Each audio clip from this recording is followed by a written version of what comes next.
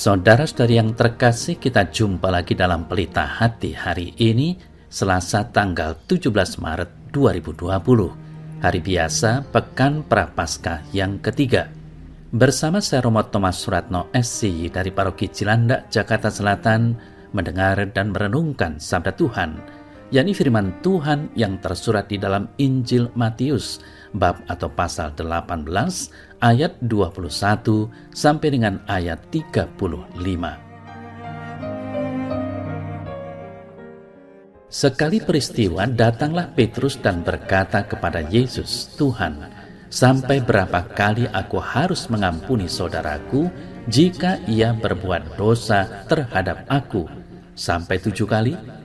Yesus berkata kepadanya, "Bukan, aku berkata kepadamu, bukan sampai 7 kali, melainkan sampai 70 kali 7 kali.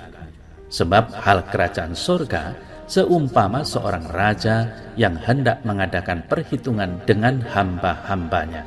Setelah ia mulai mengadakan perhitungan itu, dihadapkanlah kepadanya seorang yang berhutang 10.000 talenta. Tetapi karena orang itu tidak mampu melunaskan hutangnya, raja itu memerintahkan supaya ia dijual beserta anak istrinya dan segala miliknya untuk pembayar hutangnya. Maka sujudlah hamba itu menyembah dia, katanya, 'Sabarlah dulu, segala hutangku akan kulunaskan.' Lalu tergeraklah hati raja itu oleh belas kasihan akan hamba itu, sehingga ia membebaskannya dan menghapuskan hutangnya.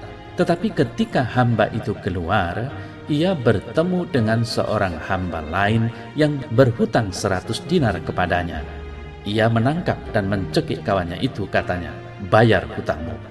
Maka sujudlah kawannya itu dan memohon kepadanya, 'Sabarlah dulu, hutangku itu akan kulunaskan.' Tetapi ia menolak dan menyerahkan kawannya itu ke dalam penjara sampai dilunaskannya hutangnya.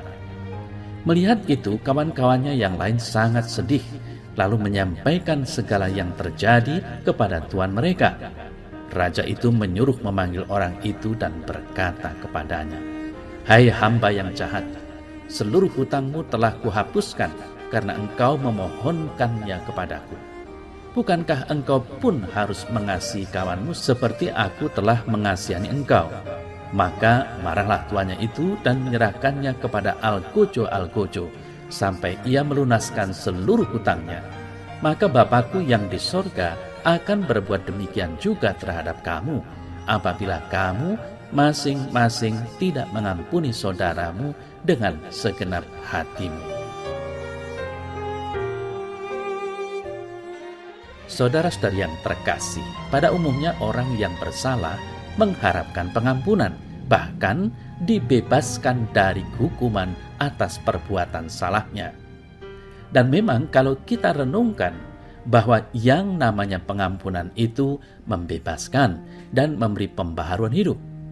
Segala beban dibebaskan. Namun, bila kita belum percaya pada pengampunan dan belum mampu mengampuni diri sendiri, maka kita hidup sebagai orang yang masih mempunyai rasa sakit hati terhadap orang lain.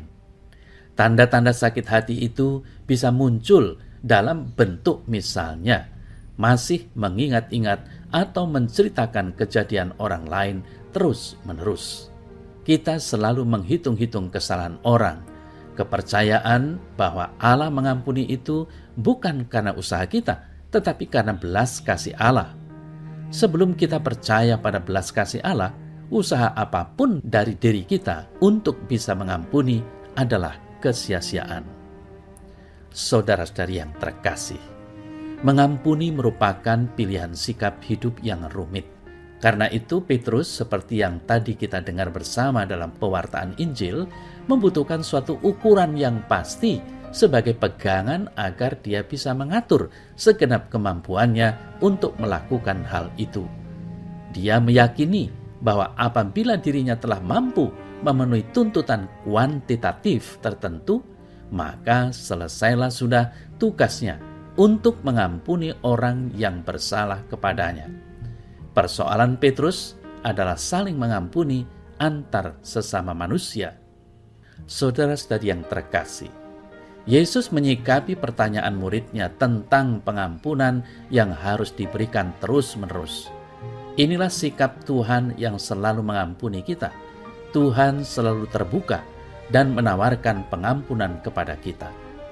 Memang, saudara-saudari yang terkasih, kita tidak mudah mengampuni kesalahan sesama, apalagi mereka yang menyakiti hati. Sulit mengampuni menjadi tanda bahwa kita belum sungguh-sungguh mengalami kasih Tuhan. Kita seringkali berfokus pada diri dan kepentingan diri, seolah hanya kita yang ingin selamat. Kita perlu menyadari bahwa kita ikut bertanggung jawab atas keselamatan orang lain. Sebagai orang yang telah mengalami kasih Tuhan, kita perlu membagikannya kepada yang lain, yakni dalam pengampunan dan memaafkan sesama kita. Inilah saat yang baik, yakni dalam masa tobat, dalam masa prapaskah ini, untuk berbenah diri dan siap untuk menerima pengampunan dari Tuhan dan siap memberi pengampunan kepada sesama. Sebab pengampunan selalu memberi ketenangan hati dan sukacita. Saudara-saudari yang terkasih, Yesus meminta Petrus dan kita semua yang percaya kepadanya untuk mengampuni dengan sepenuh hati tanpa batas kuantitatif tertentu. Batasan kuantitatif tertentu mengungkung diri dan meminimalisasi kreativitas manusia untuk mengampuni dengan sepenuh hati.